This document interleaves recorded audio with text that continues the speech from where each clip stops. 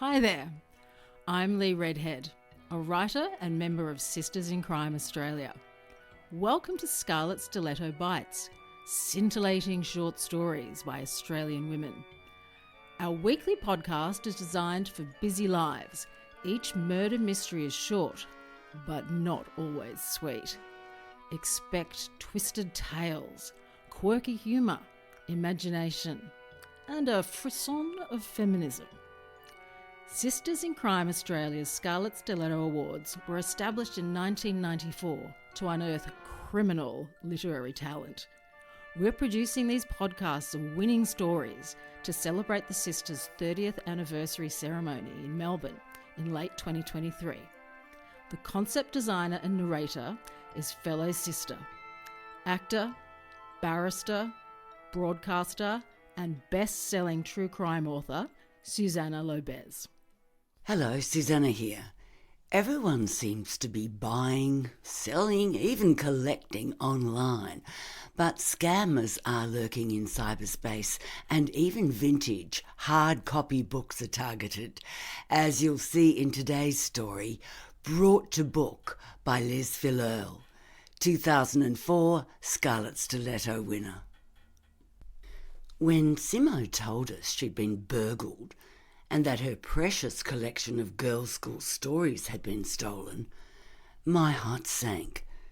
Not entirely out of sympathy, I must confess. Of course, I understood her grief. What fellow collector wouldn't?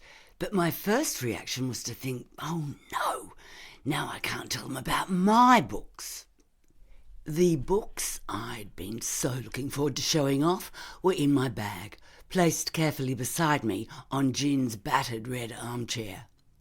One was a hardback copy of The Chalet School in Exile by Eleanor M. Brent Dyer.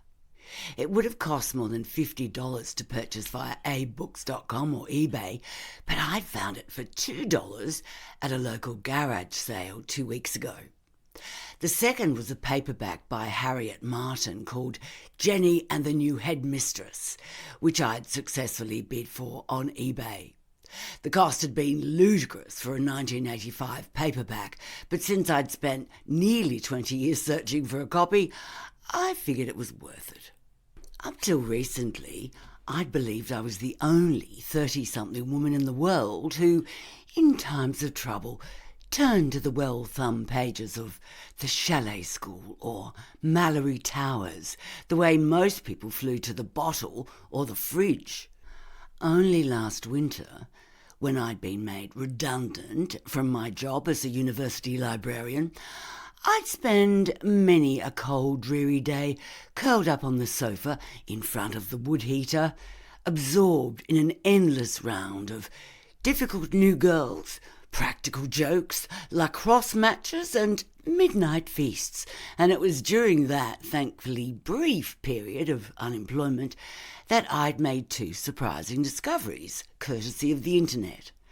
One was that many of the books I'd been collecting since childhood were actually quite rare and valuable. I told my husband and my parents about the prices they were commanding, and suddenly they started regarding my school story collection as an acceptable investment rather than a disturbing sign of arrested development. The second was that internet forums devoted to girls' school story authors and their books were both abundant and active. For the first time, I found other fans to discuss my childhood favourites with, and it was through these online forums that I'd encountered a group of local women who met up in real life to discuss school stories and book collecting. AFOGS, standing for Adult Fans of Girls' Stories and pronounced AFOGS. AFOGs comprised 10 women aged from 25 to 60 who lived in and around Melbourne and who met at one another's houses on Friday evenings on a bi-monthly basis. I'd been a member for just under a year. Tonight we were meeting at Gin's chaotic flat in Paran. Gin was 35, just 3 years younger than I, small and slight with short blonde hair. Up till a couple of years ago, she had been a small part actor, and these days she translated Spanish plays into English and produced them on the Melbourne stage. As well as a talent for acting and languages, Jin had an incredible knack for finding the rarest and most valuable of children's books for next to nothing. She'd once found a pristine first edition of Elsie J. Oxenham's Girls of the Hamlet Club, worth more than $1,200 on eBay or abooks.com, for 50 cents in an op shop while on holiday in Queensland.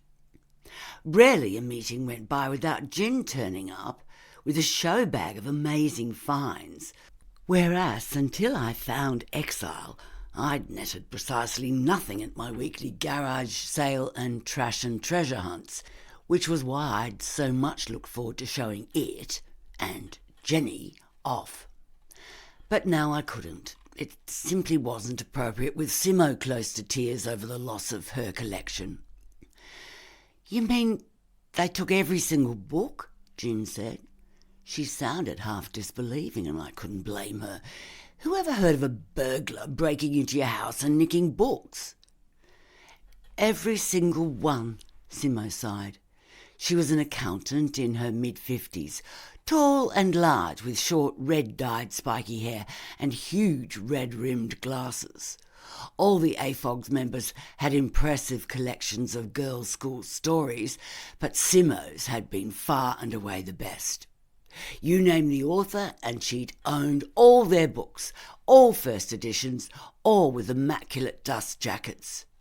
She'd completed her collection of New Zealand writer Claire Mallory's school stories only a week or so before the previous meeting, having forked out $150 for Merry Marches On eBay. "Was anything else taken?" I asked. "Of course. The DVD player, the computer, the camera, jewellery, the usual things. And those things didn't bother me other than the inconvenience. Everything's insured, but the books are impossible to replace, some of them literally impossible." This was true, I thought, recalling how Jenny and the new headmistress had appeared on eBay only once in the past 12 months and never on abooks.com in the same period of time. Simo would struggle to replace some of the books she'd had. Then there were the memories associated with them. She'd read her first Abbey book coming out on the boat from England with her £10 passage parents, a farewell gift from the grandmother she'd never seen again. How could insurance replace that? We spent the rest of the meeting disconsolately slugging dry white wine and nibbling peanuts and cheese and crackers, murmuring appropriate comments, while Simo told us that the police had barely been able to conceal their smirks when she'd informed them that her collection of school stories was among the stolen goods. "I suppose they'll turn up at a trash and treasure somewhere, earning somebody a quick buck," Jude said. She was in her late 40s with greying hair and was almost as short and slight as Jin. We all envied Jude for her being able to legitimately claim that her avid reading of school stories was research, because she was a university lecturer in children's literature and its history and regularly penned feminist perspectives of the girls' boarding school story for academic journals. "That's what the police said," replied Simo. "If that's what happened, there'll be a lucky haul for some collector at the market." "I'll look out for them at the trash and treasure I go to," promised Jin. We broke up shortly after that, after arranging that in 2 months' time we'd meet at my place. I'd show them Exile, and Jenny then, I thought, grabbing my bag and saying goodbye. By then, Simo would be over the shock and would probably have gone some way towards replacing her collection. I hurried to the corner of Jin's ill-lit street and stomped up and down like a stood-up teenager while I waited for my husband Peter to pick me up on his way from the football. He finally arrived, 15 minutes after our pre-arranged time. "How was the game?" I asked as I jumped into the passenger seat and pulled on my seatbelt. "Terrible. We were terrible," he said. By we, he meant Hawthorn, his team, which, judging by his dejected expression, had lost yet again. "How was the meeting?" he asked me as he drove off. "Oh, terrible," I echoed. "Simona has been burgled and all her books have been taken." "Oh, well," Peter replied carelessly, "that's what you get for living in Footscray." We stopped at the supermarket on the way home, and it was well after 11 when we finally arrived back at our own house, miles away from the city in the Dandenong Ranges. Peter grabbed a couple of shopping bags and bounded off into the house, while I trailed slowly after him, juggling shopping and books. When I reached the top of the short flight of wooden steps that lead up to our deck, Peter was standing on the doorstep looking shocked.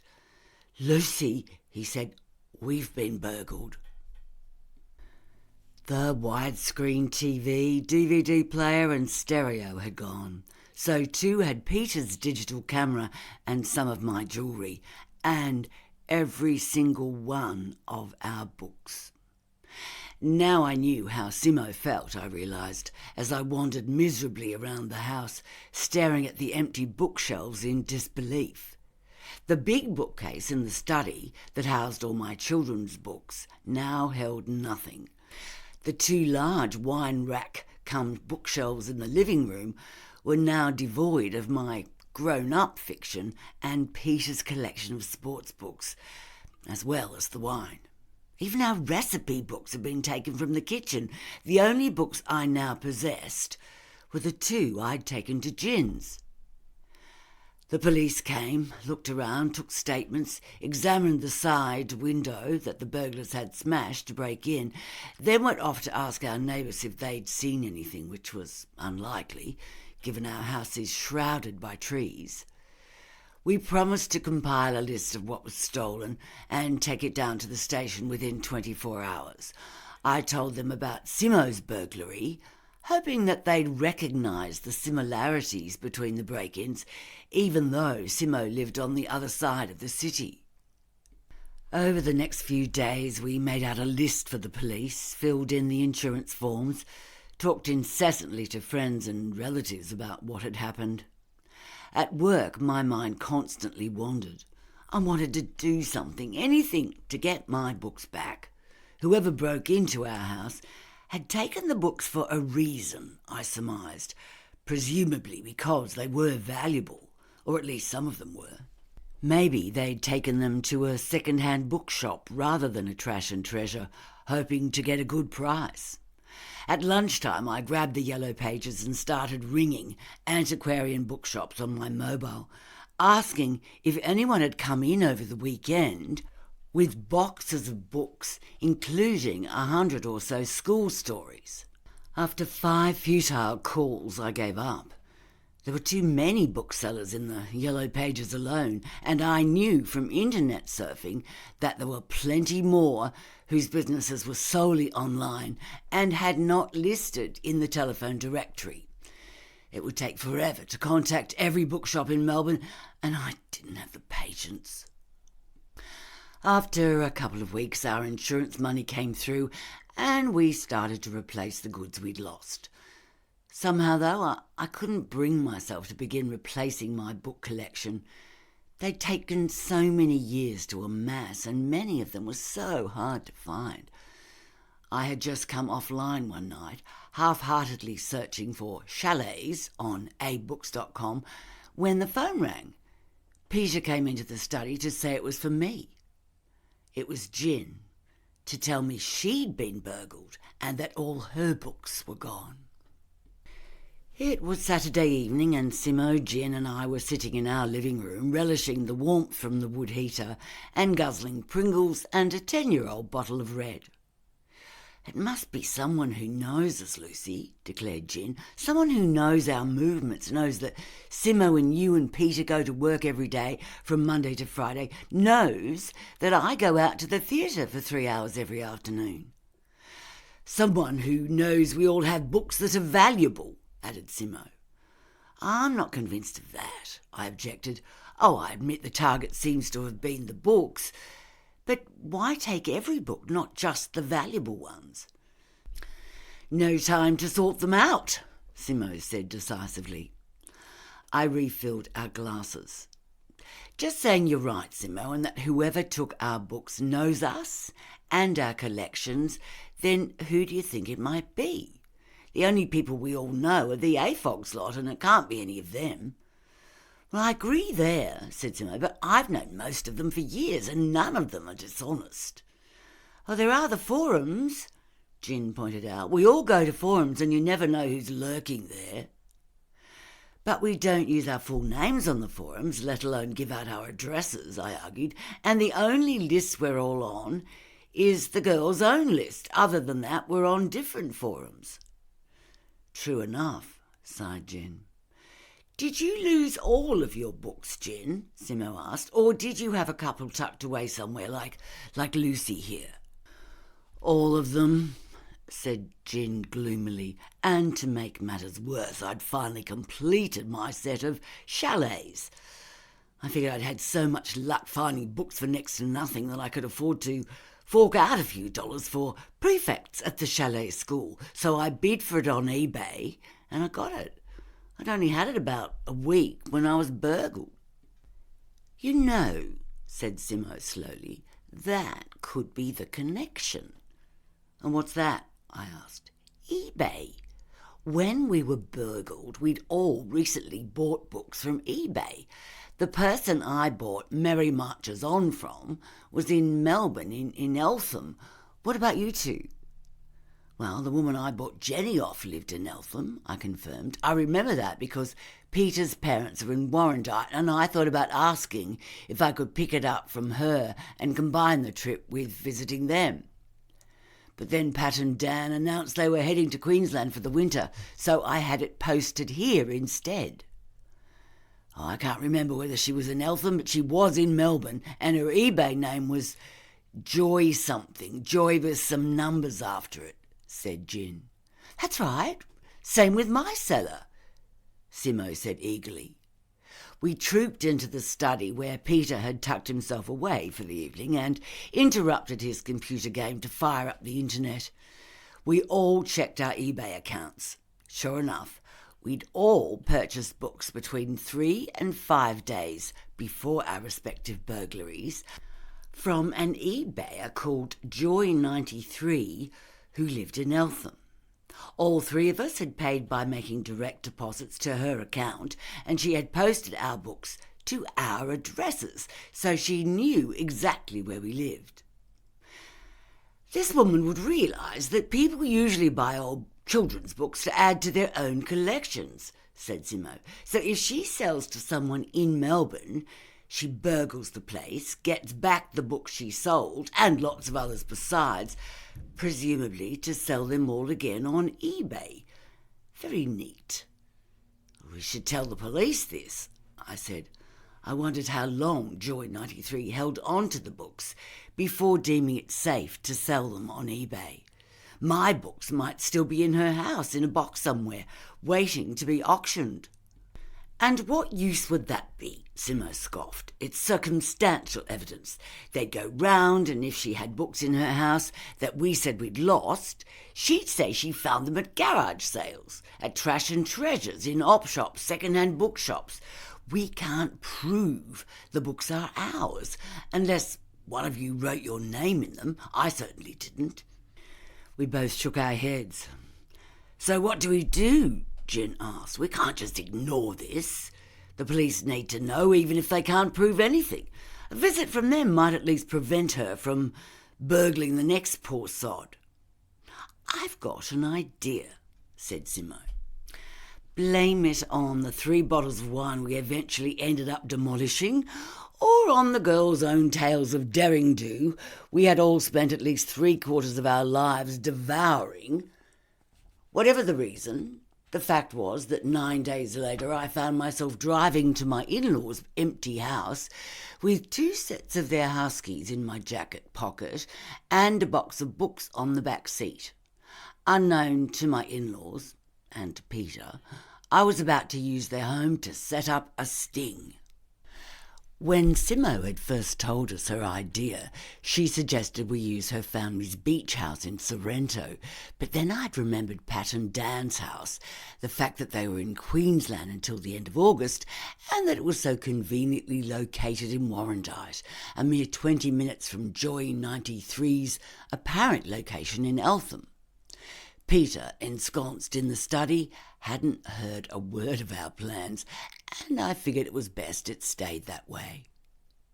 Our plan had gone into action within 2 days of its boozy hatching. Simo had persuaded Jude to join us and to move into my in-laws' place for a few days, posing as Pat Dixon. I'd signed Pat Dixon up on Yahoo and eBay, and under that name had bid on LCJ Oxenham's Rachel in the Abbey, auctioned by Joy 93. "Put in an $800 bid," Simo advised. "It won't go for anywhere near that much, but it'll mean you'll be sure of getting it, and I'll reimburse you. I need that book anyway." 5 days later, Rachel was ours for $250. I emailed Joy93 from Pat Dixon's Yahoo account and asked if it was okay to send carefully concealed cash as payment. She agreed and sent me her P.O. box address in Eltham. I posted the money and confirmed the address where the book was to be sent. That was on Friday.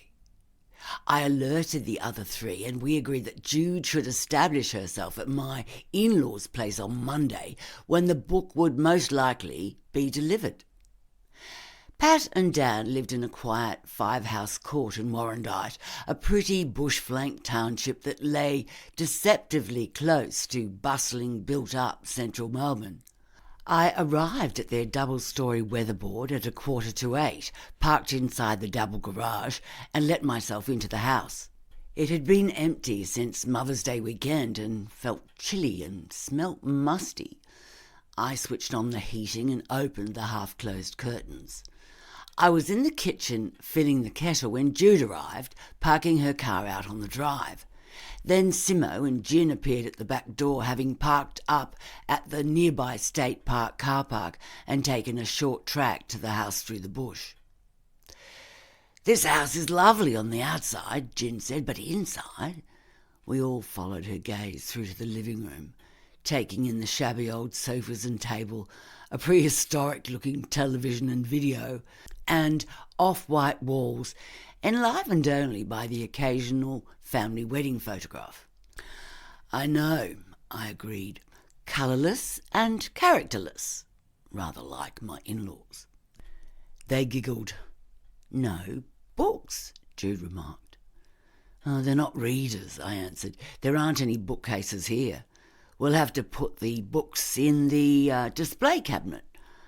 I nodded toward the cabinet, which held more family photographs and various hideous trinkets. "I'll box all that stuff up." Simo wandered round the house and returned downstairs after inspecting the master bedroom and ensuite. "They don't have much worth nicking," she said. "I know. That's why I thought this house would be good," I said, passing around cups of tea. "Pat doesn't wear much jewellery, and what she has she's taken with her to Queensland, so all the burglar will take will be the books, and Pat and Dan won't lose anything should everything not work out." "Of course it'll work out," Simo said. "Let's make a start on the books, shall we? Jude will need to go off to work soon." We'd deliberately chosen the university holidays to bid on Joy 93's auction so that Jude could join us. Simo and I had both taken leave from work, and Jin planned to join us only during the mornings and they'd head off to the theatre as normal in the afternoon. Our plan was for Jude to leave the house for 3 hours every morning so that any watching burglar would think she had a part-time job and use that time frame to break in. In reality, she would head for one of the cafes in Warrandyte's main street, where she planned to catch up on some essay marking. Since we needed to operate in pairs, Jin would join Jude separately in the cafe every morning. Simo and I would watch for the arrival of anyone suspicious from Dan and Pat's bedroom. So now we set to work on the books. We had all spent the last couple of weekends hitting garage sales and trash and treasures with a vengeance, and had accumulated as many worthless hardbacks as we could find. Between them, Jude and Simo had photocopied mountains of dust jackets of valuable children's books. This morning we covered all the worthless books with the spurious dust jackets and opened every book at page 93 in honour of Joy herself, and pencilled the name P. Dixon somewhere on the page. Then we arranged the books in the display case. "They look rather nice," Jude remarked admiringly. "Shame they're not real. Otherwise Pat and Dan would be in-laws worth having," I joked. At 9:30 Jude headed off to the cafe, and 10 minutes later Jin headed off via the bush track to join her. Simo and I settled down upstairs, taking it in turns to watch from the window. At 11:30 the post arrived. Jude brought it in when she got back at 12:30. We cooed over Rachel in the Abbey, and then I tucked it into my bag, ready to take home that night. Simo was going to stay overnight at my in-laws with Jude. We didn't expect the burglar to strike then. So far they'd come during the day when they knew the house was empty, but it was better to take precautions just in case. The following morning, Simo and I saw a man in his early 20s, sporting a ponytail, jeans and a black t-shirt, saunter down the drive. He knocked at the door a couple of times, wandered around the house, and then headed back up into the court. "That'll be him," Simo said. "Oh, he doesn't look the book type to me," I replied. "More like your average burglar." "Oh, you mean like the ones in the bill?" Simo scoffed. Now that someone had checked out the house, we all started to feel more apprehensive. I worried that the burglar would be frustrated by the lack of nickable goods at Dan and Pat's and maybe damage the house in some way. When no one showed up the following morning, I felt relieved. Maybe the man had seen there was nothing worth stealing when he walked around the house and wouldn't come back. But the following morning, at around 10:30, a white van turned into the drive.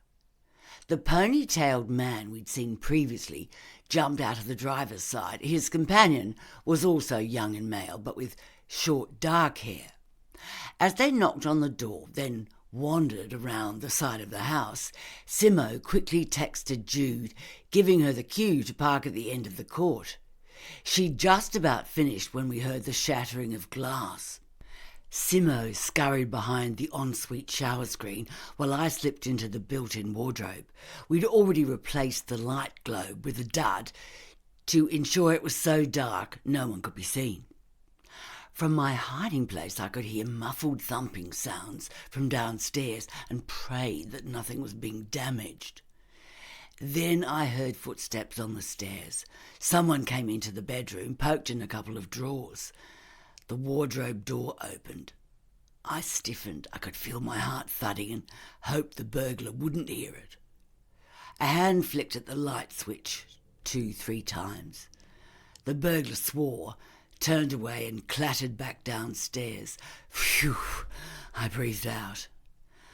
"Nothing up here either, mate," I heard him call out. "All we'll get out of this job is whatever she gives us for taking the books." She, presumably being Joy 93, I thought. "Yeah, let's get going then," said the other burglar. I crept out of the wardrobe. Simo was already standing beside the window, her hand on her mobile. "I'm just texting Jude with the rego," she murmured. "They're loading a couple of boxes into the van." As the van veered out of the drive, we ran downstairs and I unlocked the internal door to the garage. As I drove out, Simo's mobile beeped. It was a text from Jin. "Research Warrandyte Road," Simo read. Then we were indeed heading to Eltham, I thought. As I drove through the house-dotted drought browned bush. I remembered the smashed window at the side of Dan and Pat's house. I'd go back later, I thought, organise a glazier. Eltham wasn't far, we wouldn't be away long. A text message from Gin told us to head for Eltham at the end of Research Warrandyte Road. Another one a few minutes later said the van had parked opposite Eltham train station outside an antique store called Olden Days. As I drove into Eltham's busy main shopping strip, Simo kept a lookout for Olden Days. "There it is," she shouted, pointing to a large yellow-painted weatherboard shop with a notice advertising fine antiques on one window, old books on the other. I snagged a parking space just up the road. Gin was already walking towards us. "OK," Simo said, "you and Gin go in. Text me if you think I can call the police." I jumped out of the car and joined Gin. "Good chase?" I asked. "Easy," answered Gin. "Jude always drives like a maniac anyway, so trying to keep up with those two cowboys wasn't a problem for her." As I opened the door to Olden Days, a bell clanged, noting our arrival. Gin and I entered a large rectangular room crammed with furniture, ornate tables, grand writing desks, enormous bookcases. To the right of the doorway was a desk. Our burglars stood in front of it, our boxes of books at their feet. Behind the desk was a woman who appeared to be in her early 60s with short grey hair. Above the desk was a sign bearing the proprietor's name, Mrs. Joan Adamson. On the far wall to the right of the desk were two imposing bookcases. A sign above them said, "Old Books." While Gin feigned interest in a Davenport near Joan Adamson's desk, I sauntered over to the books. I found the children's shelves very quickly. The bookcase contained Chalets, Abbeys, Dimpseys, Biggles. You name the rare children's book, she had it. I rejoined Gin in time to see Joan Adamson hand the ponytailed man a wad of notes. "Thanks very much," she said. "I'll be in touch." The two men nodded at her and left the shop. I texted Simo to let her know that our fake rare books were safely inside the shop, so there was no need to follow the van. Then I wandered over to the desk, smiled at Joan Adamson, and bent down over the two cardboard boxes. "Oh, there are some great titles here," I exclaimed. "Look, Gin, Abbeys, Chalets, Antonia Forest. I haven't priced all those yet," Joan Adamson told me. "They've only just come in. A couple of lads brought them in. Their grandmother died. They found the books in her attic." "Oh, if only I had a grandmother who left things like that in her attic," Gin said. She picked up a couple of the books. "Oh, look, Lucy. This looks like a first edition Chalet, and here's the Claire Mallory. Oh, they're so hard to find." She put them back in the box and picked up a couple more. "Oh, goodness," she exclaimed, browsing through it. This isn't a chalet at all, look." She held the book out to the shop owner. Joan Adamson took the book from her, opened it and frowned. She came round to our side of the desk and started hunting through the boxes, picking up each book, checking its contents, then dropping it onto the floor. "Looks like you've been conned," Gin said.